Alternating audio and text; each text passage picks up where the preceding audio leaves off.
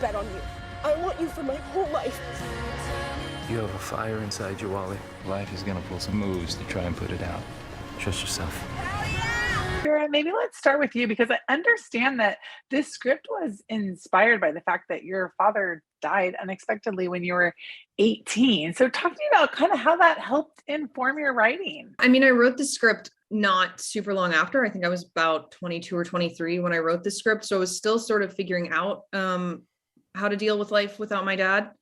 And I think that just sort of became a driving force of like, what if things had gone differently? What if he had been able to teach me more? What would he have wanted to teach me? And then sort of flipping the narrative and being like, but what if actually through all that, he was able to teach himself something or learn something from me? Sort of just became this road trip feels like an interesting way to like explore some feelings that I'm having in my own life. And then, Hollywood works so fast. So a quick 10 years later, we're finally able to have the script come to fruition in this film and perfectly placed as you're expecting a child. So maybe talk a little bit about this beautiful story being told now. I think for me, it's definitely when we first watched the film at Tribeca a few weeks ago. It was the first time I had seen it sort of very pregnant, and it definitely felt different to be like, oh, I'm bringing a little girl into this world. And Wally was sort of a kind of a reflection of me at the time when I was a teenager. And so there's something really interesting now about sort of being like, oh, now I'm also going to be a parent to a girl, and what that journey is going to be. Yeah. So talk to me about that, John. Exploring this on screen, the father-daughter relationship is such an interesting and beautiful one in most families. And then to be able to explore that in this context as a single dad, there's so much bonding that can be had, but then there's also a lot that can be learned from each other too. So maybe talk a little bit about that dynamic. Yeah, I guess I always saw this kinship, this very special kinship between Max and Wally because they had lost a common person, her mother, his wife, and so they were dealing with her absence in different separate ways, but also supporting each other. And I guess what the interesting thing that Mia presented and what where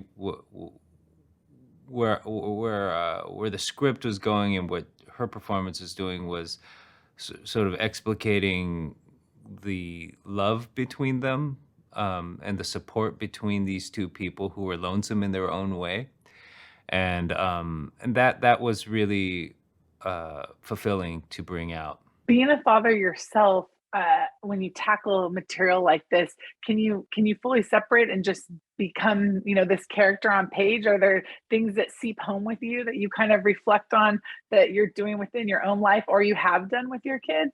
I mean, I guess shooting a movie like this, there are days when if you feel very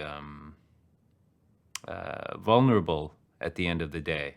And I was fortunate that when we were shooting, I had my family with me, because there are jobs where you have to go and stay in a hotel and, be apart from them for a few months. And this one, I was very happy that they were with me so I could come home and give them a hug, after some of the more intense days. Maybe each of you could talk about this, or Vera, take it with the idea of that you kind of have to take chances to get anywhere in life. I think this rings true for a lot of people, that you take that step into the scary, into not the comfortable routine that we've done. Kind of when have you seen that play out in your own story? I mean, honestly, I drove out to Los Angeles for a summer internship when I was, I don't know, 20, 21 years old, and ended up moving to LA based on that, which was sort of a crazy, like from North Carolina cross country drive to then land here and just stay here, which is something that paid off for me in a big way. So I think for me, it's always about the chances sort of being about betting on yourself. And if you feel strongly in something and you really believe in yourself or something you can do, just allowing yourself to take that chance, which I think is sort of what the film embraces and Wally's point of view and what she's trying to get her dad to do. And for me, that is sort of something I try to live by a little bit. One of the things that I thought was interesting, John, was that your character gets diagnosed with this illness and he has a decision. Do I tell my daughter? Do I tell other people? Do I keep it to myself? Do I get a surgery? Do I not? All these big life-changing conversations. Talk to me a little bit about what those difficult conversations look like that are to be had with others, and then maybe like how that flushes out in your own life when it comes to like having to make a difficult decision. What goes into that process? That's a big question. I mean, I guess my decision making process is generally what is the worst case scenario if I do this, and what's the worst case scenario if I do that, and in which case am I willing to live with? And I guess that's not particularly revealing, but that's how I think about things. But that decision was, and that scene was one of the most difficult in the film because I empathize so hard with him trying to deal with this thunderous moment in his life and trying to game out how it would affect other people, primarily his daughter. And so that's a peculiarly difficult scenario for a person. I felt a lot of pain for him. Yeah.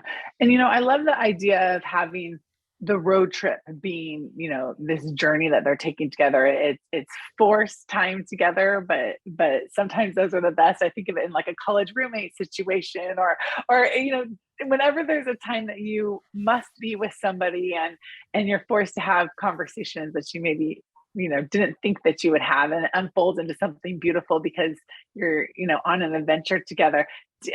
Are you either of you road trip people? Is that something that you do? Do you vacation a different way? What does that look like when it comes to kind of the family time and getting to know each other as a family better? I definitely love road trips. My husband and I just drove from Los Angeles to Seattle a couple months ago and kind of made it like a 10-day road trip. For me, it's fun to just be in a car and seeing different sights and landscapes that you wouldn't otherwise see. And it sort of, whether it's a marriage, family, friends, whatever, it puts you in a different mindset. And it does feel like you get to have different conversations than you'd normally have. I used to hate road trips as a kid, and now I know why my parents liked them, which is because after I had kids, I loved putting them in their car seat, and we'd go on a drive, and they would start, after a while, they would start telling me stuff about their lives. And, because if they come home from school and you say, did anything fun happen at school today? They'll go, no. And they'll walk right past you. But if they're strapped in the car seat, about 45 minutes later, they start spilling the beans.